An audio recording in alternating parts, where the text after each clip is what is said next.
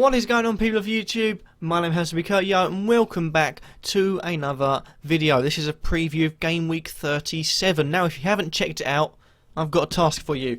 Go in the description or click on the screen right now to see my video about bullying, anti-bullying and everything to do with the charity Ditch the Label. It's an attempt to try and spread awareness because bullying is serious and it definitely needs to be stopped, no matter what.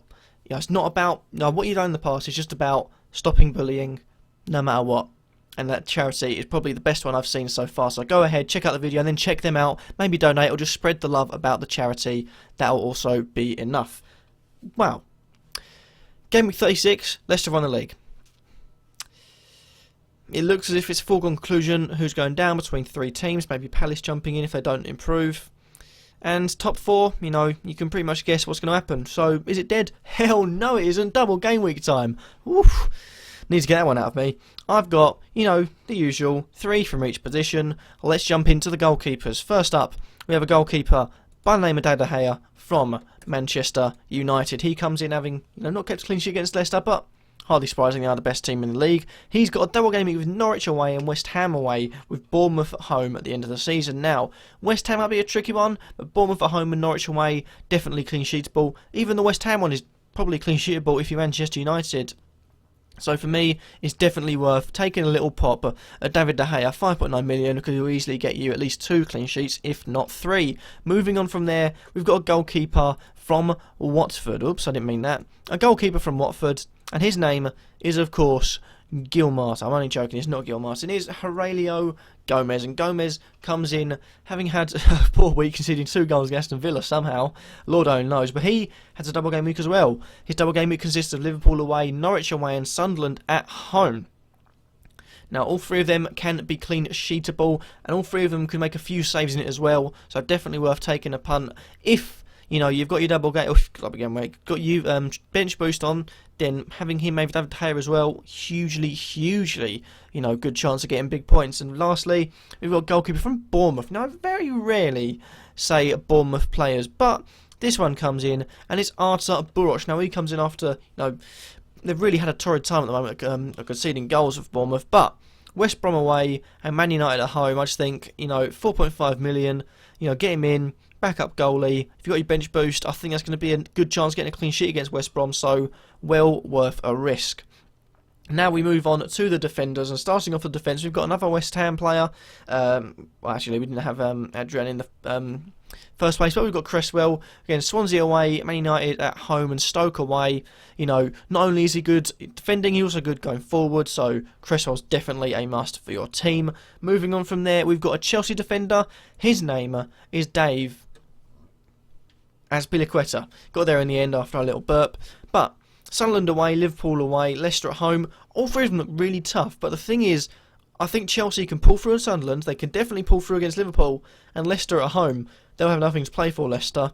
And Chelsea may still be fighting for pride at the moment. I mean, they can still maybe, you know, get above Southampton, maybe on goal difference, something like that. But Azpilicueta, not only good at the back, also going forward, cheapest of the 4 Chelsea defenders that are currently playing. So, for me, you know, that's a definitely worth a risk player. And lastly, talking about Sunderland and how teams are, you know, seem to be playing him a lot, we've got a Sunderland defender by the name of Patrick Van Aanholt. Now, the only reason he's got higher points than everyone else in the defence is because he, you know, had a decent game when he got 15 points, and then he had that goal-scoring spree of just non-stop goals. Now, Patrick Van Aanholt, I don't think he's a nailed-on clean sheet, but Chelsea at home and Everton at home, both teams, you know, like to concede goals. And then Watford away, again, not been the best, you know, at the end of the season for Watford. So if, you know, Van Aanholt can get forward, maybe grab a clean sheet and also grab some assists on goals, could be worth a risk. 4.7 million, I think, is well worth it. Moving on from the defenders, we're going to go straight on with the midfielders.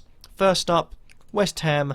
He goes by the name of Dimitri Payet, but in fairness, anyone could. I'm looking at a thing, Swansea at home, United at home, Stoke away. They're still pushing for top 4. I think if they win against Swansea and then win against Manchester United, they're hugely on target to get in the top 4. Unless City win against Arsenal, if they don't win against Arsenal, they could be put under serious pressure.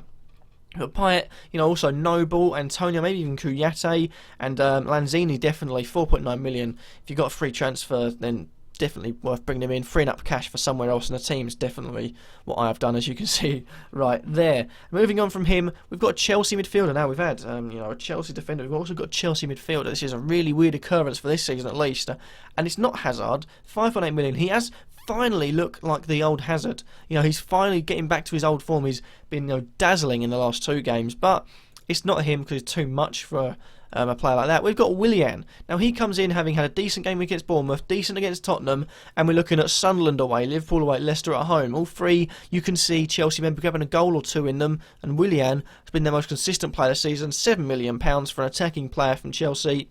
What more could you want? And also, if it ends up Chelsea getting a clean sheet, he gets a clean sheet as well, even though he's one of the most attacking midfielders you'll see in Chelsea's lineup. But that is where we go on to Andros Townsend. Now, he was in last week's preview, and he did sterlingly well. I mean, he had a fantastic start to his Newcastle career. Scored a goal, got a clean sheet, 2 for a bonus, and 90 minutes played. Aston Villa away comes up next. That's all I really need to say. Moving on from him, we are going to go down to the strikers, and of course, who else but the man himself, Jermaine Defoe, comes in. Not really the man himself, but Chelsea away, Chelsea at home, Everton at home, Watford away. Is it worth a risk? For me, definitely so. He's a goal scorer. He's a born goal scorer. You think of right place, right time strikers, he's one of the best in the Premier League at that. You could say I'm in the world maybe a few years ago, but definitely one of the best in the Premier League for being right place, right time. A little bit of pace on the result and a fantastic shot. So those 3 games could be a good end to the season for Jermaine Defoe. Moving on from him, we've got another person. Both of these I suggested last week, Jermaine Defoe and also a man by the name of Troy Deeney. Aston Villa, at home, he's got a score.